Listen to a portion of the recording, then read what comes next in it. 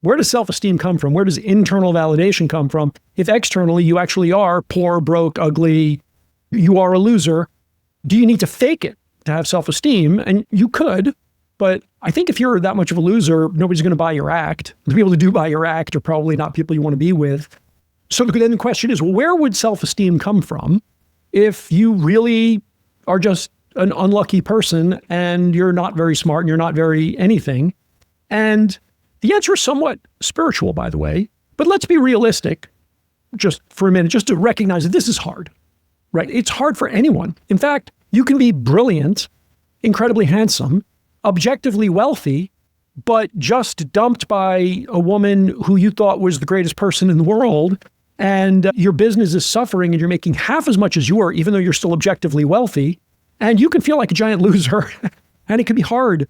It can be super hard. And then you find out that the reason she left you was she's sleeping with the man you trusted most in the world, right? So now everything is happening in your life to erode your self-esteem. And so my mentor always said, self-esteem should come from the inside. You should be internally validated, not external circumstances. Now, that was easy for him to say because he was externally highly validated. It's always easier to be internally validated when everything is going right in the world and not know and not notice how much of your internal validation is actually dependent on external circumstances. I just want to acknowledge that it's hard. Now, building on this, your self-esteem is guardrailed by your identity.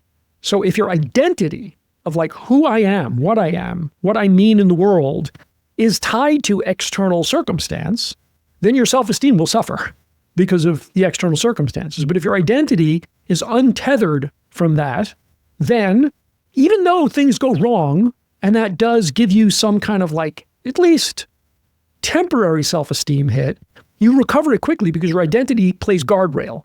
You're like, this isn't who I am. This isn't who I am. Yes, I lost money. Yes, I lost the girl. Yes, I lost the friend. But that didn't define me. I enjoyed it. It was cool.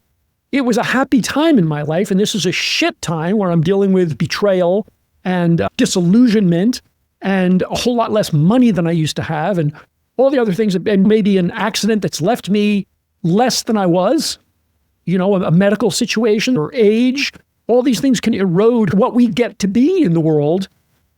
But the question is, are those external things your identity? And if they are, then your identity is weak, and you are not wise, and you have not done the work to become the man that you could be.